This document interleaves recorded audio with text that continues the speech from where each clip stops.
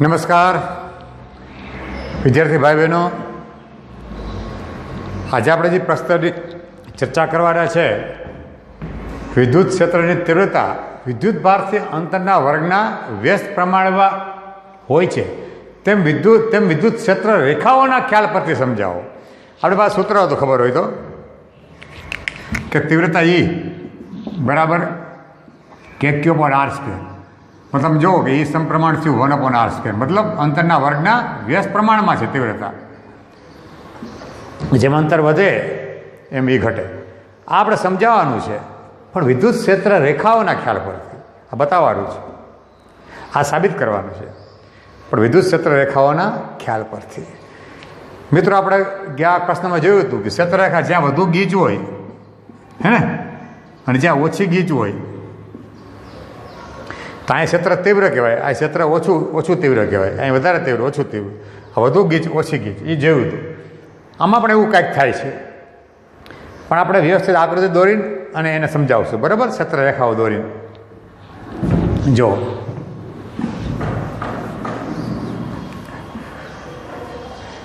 આમાં બે મુદ્દા મહત્વના છે. એક આપણને ખબર હોવી જોઈએ સમતલ કોણ અને એક ઘન કોણની.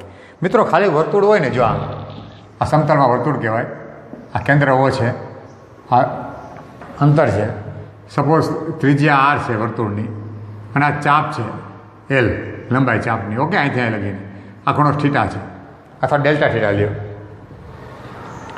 બરાબર? તો ચાપની લંબાઈ બરાબર ત્રિજ્યા ગુણ્યા ખૂણાનું રેડિયનમાં, ડેલ્ટા થીટા આપણને આવ્યો, અને આને હું ડેલ્ટા L કહું લંબાઈને, કોઈ L ચાલે, આ તો હું નાની લંબાઈ છે ડેલ્ટા L. તો આ ડેલ્ટા થીટા બરાબર ડેલ્ટા L અપોન R થાય, બરાબર? તો આને સમતલ કોણ કે મિત્રો, ખાલી વર્તુળમાં બને ને, આ સમતલ કોણ, આ સમતલ કોણ છે. પણ જ્યારે આ જ વસ્તુ આમ ગોળો હોય, ગોળો હે ને, આમ ગોળો ફેલાયેલો, અને એક બિંદુ આવ્યા, એક આવ્યા, અને જે ખૂણો બનાવે, તો આ ખાલી ચાપ ન હોય, એને એટલી આમ ક્ષેત્રફળે હોય, આમ ક્ષેત્રફળે હોય, જો આમ હે ને. હું એને ડેલ્ટા S કહું, તો એનું સૂત્ર છે R સ્ક્વેર, અને આ જે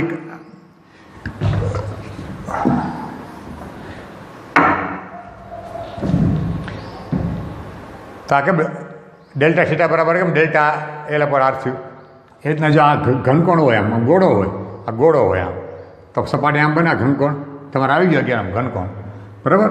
આમ ઘનકોણ બનાવે અહીંયા, તો હું એને ડેલ્ટા ઓમેગા કહું, આ ઘનકોણ.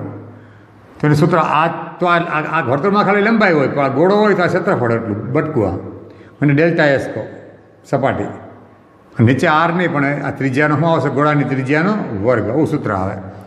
તો આ ઘનકોણ કહેવાય મિત્રો, આ થયો ઘનકોણ.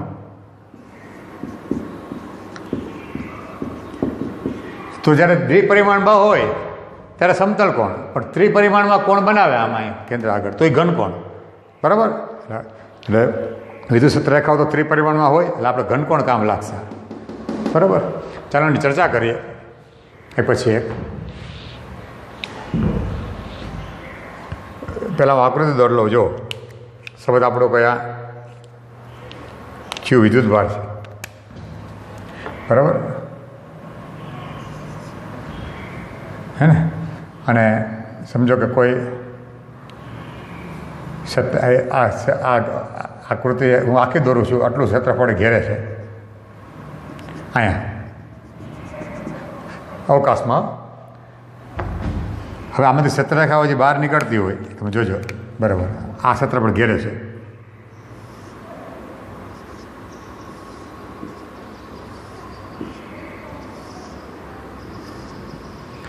બરાબર?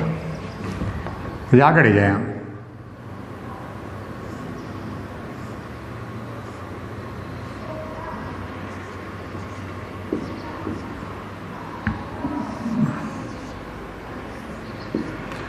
તો મિત્રો જો મારું કહેવાનો ભાવથી થાય, આમ સમજાવવાનો ભાવ કે આ કોઈ વાત છે ત્રિપરિમાણમાં, મારે આ ગોળો છે, સમજાવવાનું છે દ્વિપરિમાણમાં, એટલે તમારે થોડુંક સમજવું પડશે આમાં.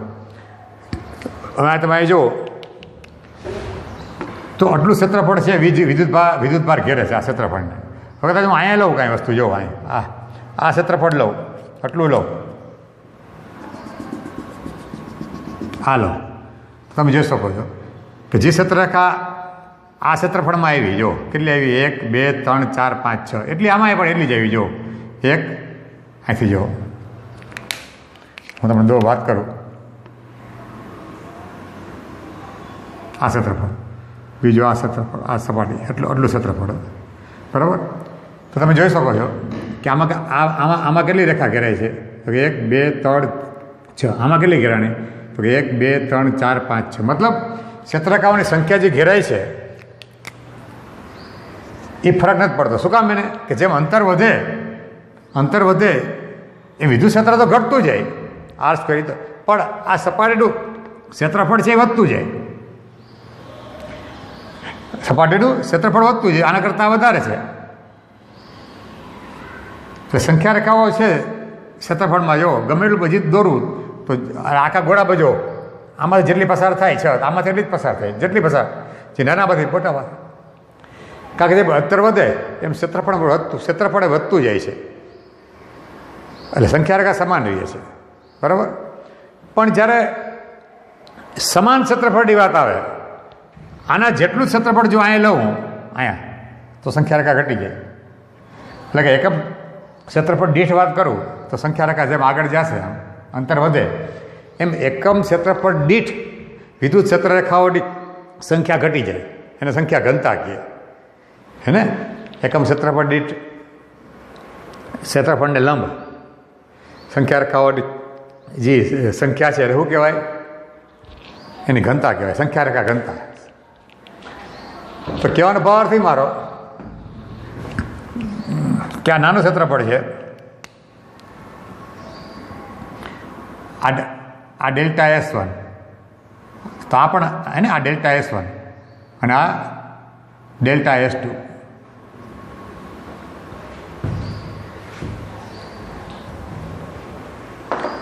બરાબર. પણ જ્યારે હું સમાન ક્ષેત્રફળ લઉં મિત્રો, જોજો બરાબર, મેં પૃષ્ઠ અહીં લીધું,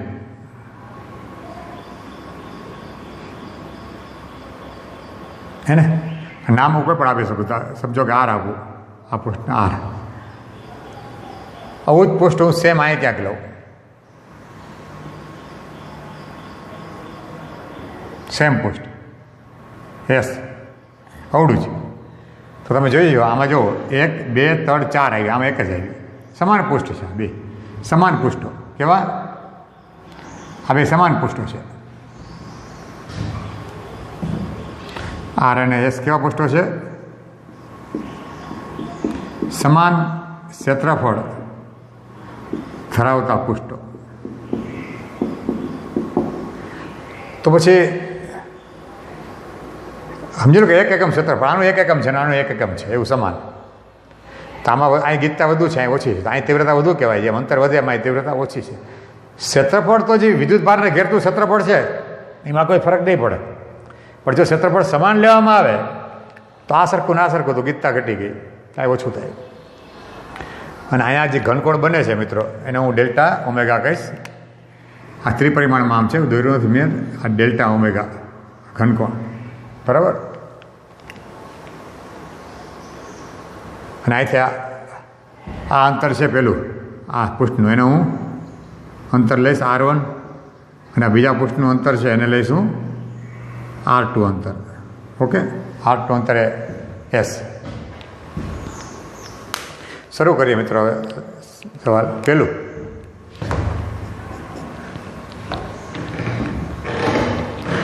પહેલી વાત તો એક સંખ્યા રેખા ઘનતા. એકમ ક્ષેત્રફળ દીઠ ક્ષેત્રફળને લંબ પસાર થતી વિદ્યુત ક્ષેત્ર રેખાઓની સંખ્યાને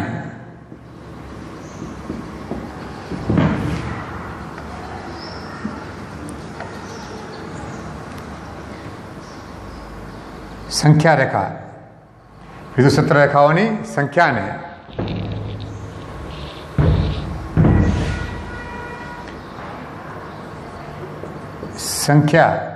વિદ્યુત ક્ષેત્ર રેખા સંખ્યા ઘનતા કહે છે. સંખ્યાને વિદ્યુત ક્ષેત્ર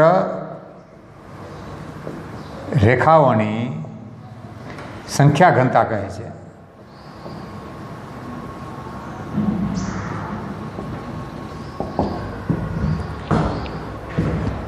સંખ્યા ઘનતા એટલે કે એકમ ક્ષેત્રફળ દીઠ, બરાબર. આ એકમ ક્ષેત્રફળ સમજો સમાન છે, બે સરખા. તો અહીં વધુ છે તો વધુ ગીચ, વધુ તીવ્રતા. ક્ષેત્રરેખા સંખ્યા ઓછી છે, ઓછી ગીચ, ઓછી તીવ્રતા, બરાબર. પહેલી વાત થઈ ગઈ. બીજો મુદ્દો આપણે અહીં લઈએ.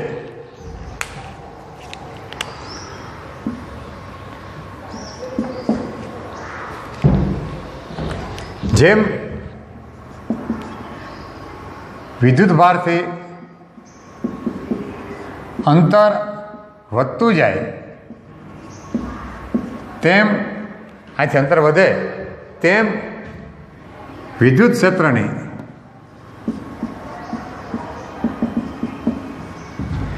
ક્ષેત્રની તીવ્રતા 1/r² મુજબ ઘટે છે. જ્યારે વિદ્યુત ભારને ઘેરતા, જ્યારે આ વિદ્યુત ભાર છે, જ્યારે વિદ્યુત ભારને ઘેરતા ક્ષેત્રફળનું મૂલ્ય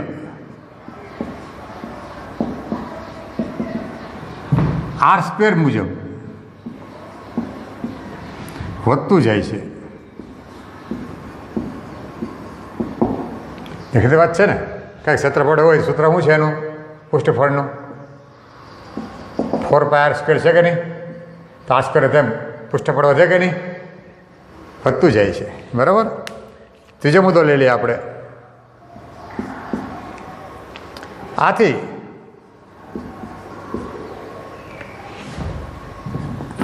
વિદ્યુત ભારથી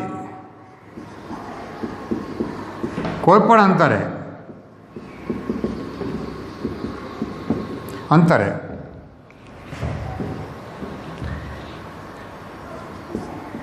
વિદ્યુત ભારને ઘેરતા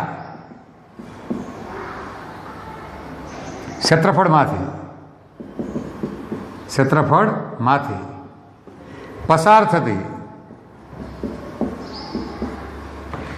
વિદ્યુત ક્ષેત્ર રેખાઓની સંખ્યા સમાન રહે છે. જો સમાન રહે, મેં તમને કીધું ને કે આ ક્ષેત્રફળ છે ઘેરતું, તો 1 2 3 4 5 6, આ જુઓ બીજું વધારે અંતરે, એમાં જુઓ ક્ષેત્રફળમાં તો 1 2 3 4 5 6 સમાન રહે છે. પણ હવે આપણે એકમ ક્ષેત્રફળ દીઠ વાત કરવાની છે. એકમ ક્ષેત્રફળ દીઠ વાત કરવાની છે, બરાબર.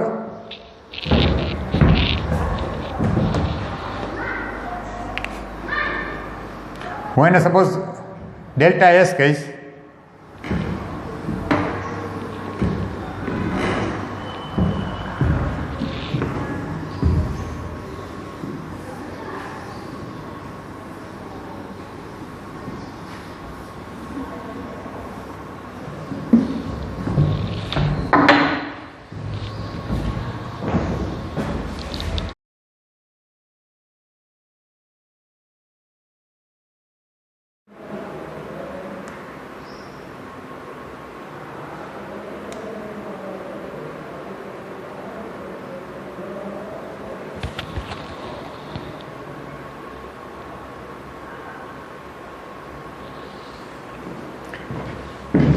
મિત્રો આપણે ચોથો મુદ્દો લઈએ હવે, બરાબર.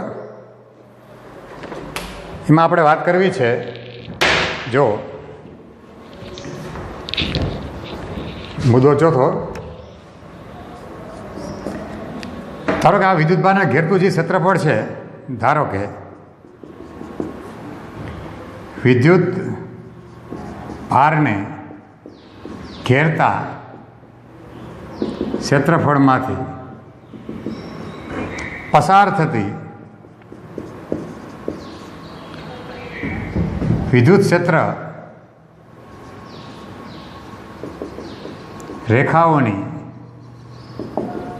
સંખ્યા n છે. મતલબ કે આખામાંથી જે પસાર થાય, જો આ 6 તો અહીંયા પણ 6 જ, બધે સરખી જ હોય, બરાબર.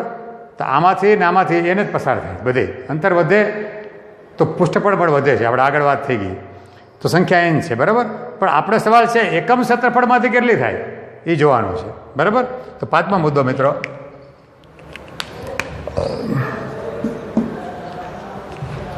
મતલબ આપણું ક્ષેત્રફળ કયું થયું, આ સૂત્ર શું થયું, ડેલ્ટા એસ બરાબર delta omega into r square, બરાબર. એ ક્ષેત્રફળ થયું, વ્યાપક સૂત્ર લઈએ તો, બરાબર. કે ભાઈ આ કુલ ક્ષેત્રફળ હોય, આપણે લઈએ ને આમ કે ભાઈ કુલ ક્ષેત્રફળ હોય, કુલ ક્ષેત્રફળમાંથી પસાર થતી ક્ષેત્ર રેખાઓ ઓની સંખ્યા n છે, n છે. તેથી આ કુલ એકમ ક્ષેત્રફળમાંથી, એક એકમ ક્ષેત્રફળમાંથી પસાર થતી ક્ષેત્ર રેખાઓ સંખ્યા બરાબર, જો કુલ ક્ષેત્રફળમાંથી n, બરાબર. કુલ એટલે શું લઈએ આપણે, આ સૂત્ર જો કુલનું થયું, ડેલ્ટા એસ, વ્યાપક સૂત્ર. જો કે મેં આને ડેલ્ટા એસ આપ્યું છે, અને આપણે નામ ના આપીએ સપાટીને, ખાલી આમ તો આને એક નામ જ આપ્યું હતું, અથવા આને આમ પણ કહી શકું, S1 અને S2 પણ સમાન છે. એટલે કાંઈ આ જે ક્ષેત્રફળ છે આનું એ સમાન છે બેયનું, બરાબર. એકમ ક્ષેત્રફળ સમાન પૃષ્ઠ, અને પછી કેવું ક્ષેત્રફળ, સમાન ક્ષેત્રફળવાળું. અને એ ક્ષેત્રફળ કેવું છે, એક એકમ, સમાન પણ એક એકમ પૃષ્ઠો છે આ બે, બરાબર. સંખ્યા બરાબર શું થશે, તો વ્યાપક સૂત્ર આપણે આવું બને, ડેલ્ટા એસ બરાબર delta omega into r square, સંખ્યા બરાબર. તો જો કુલ ક્ષેત્રફળ એટલે કેટલું, એ આપણે આવું થાય, અને સૂત્ર આ થશે, આ કુલ ક્ષેત્રફળનું કૌંસમાં delta omega into r square, આ કુલ ક્ષેત્રફળ થયું, બરાબર. તો આટલામાંથી n, તો એક કેટલું, તો સૂત્ર આપણું શું આવશે, 1 ગુણ્યા n ભાગ્યા delta omega into r square, બરાબર. 83 મળે ને, કેટલામાં n, તો એકમાં કેટલું, માની શકીએ ને આ કે ભાઈ delta omega into r square હોય તો 1 આપણે n છે, તો એક એકમમાં કેટલું આવ્યું, n ના છેદમાં delta omega into r square. એટલે સંખ્યા આવી કે નહીં. હવે જોવો જાય, છઠ્ઠી વાત કરી દો. અહીં n તથા ડેલ્ટા ઓમેગા અચળ છે, કારણ કે ડેલ્ટા ઓમેગા ખૂણો ભલે આમ આગળ જાય પણ ખૂણો થોડો બદલાય, આમ આ છે ખૂણો એક જ રહેશે, અને સંખ્યા પણ આ જ રહે, ક્ષેત્રફળ વધે એમ સંખ્યા બદલાશે નહીં. તો n પણ સમાન છે, તેથી ક્ષેત્રરેખાઓની સંખ્યા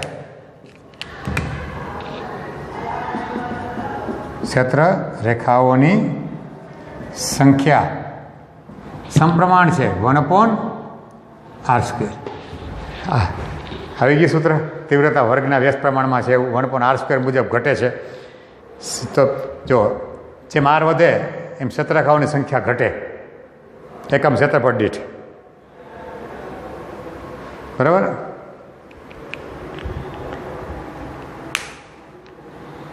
એ લખો, તેથી એકમ ક્ષેત્રફળ દીઠ સંખ્યા, તેથી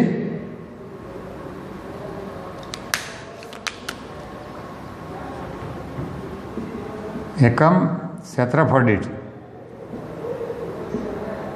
ક્ષેત્રરેખાઓની સંખ્યા સમપ્રમાણ છે 1/r². ઘટે છે એકમ ક્ષેત્રફળ દીઠ, મતલબ ગીચતા ઘટે છે. અર્થાત વિદ્યુત ક્ષેત્રની તીવ્રતા, ત્યાં ક્ષેત્રરેખાની સંખ્યા ઓછી ગીચી ને તીવ્રતા ઓછી, વધુ ગીચી વધુ. વિદ્યુત ક્ષેત્રની તીવ્રતા સમપ્રમાણ છે 1/r². થઈ ગયું સાબિત. 1/r એટલું જ કરવાનું હતું આમાં, બરાબર. થોડોક પ્રશ્ન ટેઢો મેળો છે પણ ચાલે, થોડું ઘણું. મેન આ વાત છે. કુલ ક્ષેત્રફળ આપણે શું લેવાનું છે? હા, ડેલ્ટા ઓમેગા ઇન્ટુ r². કુલ ક્ષેત્રફળ વ્યાપક રીતે એમ. એટલે મેં જો આને નામ આને કાઢી નાખ્યા, ડેલ્ટા આપ્યું હતું. આને ખાલી 2 એકમ આર અને એસ બિંદુએ સમાન ક્ષેત્રફળ ધરાવતા પુષ્ટો, કે જેનું ક્ષેત્રફળ કેટલું સમાન છે પણ કેવું છે? 1 એકમ. બેનું આનું 1 એકમ, આનું 1 એકમ, બરાબર. એમાંથી કેટલી સંખ્યા પસાર થાય? તો કે એમ સૂત્ર આ મળ્યું આપણને. એમાં આને 2 તો અચળ છે, તો અહીંયા તીવ્રતા છે 1/r1² થાય, અહીં તીવ્રતા 1/r2² થાય. આ r2 મોટો છે r1 કરતાં, દખીત વાત છે. અહીં સંખ્યા ઘટી ગઈ, અહીં વધારે છે એકમ ક્ષેત્રફળ દીઠ. અને એકમ ક્ષેત્રફળ દીઠ જે સંખ્યા ઘનતા હોય એ જ વિદ્યુત ક્ષેત્રની તીવ્રતા આપણે દર્શાવે છે. કે ગીચતા ઓછી, તીવ્રતા ઓછી. ગીચતા વધુ, એકમ ક્ષેત્રફળ દીઠ તીવ્રતા વધુ, બરાબર. તો તીવ્રતા છે એ પણ 1/r² મુજબ આધાર રાખે, એના ઉપર આધાર રાખે છે, બરાબર છે. વિદ્યુત ક્ષેત્રની તીવ્રતા કોના પર આધાર રાખે છે? 1/r² ઉપર. એટલે કે r વધે એમ તીવ્રતા ઘટે. તો આજે આ રાખીએ એટલું મિત્રો. ધન્યવાદ.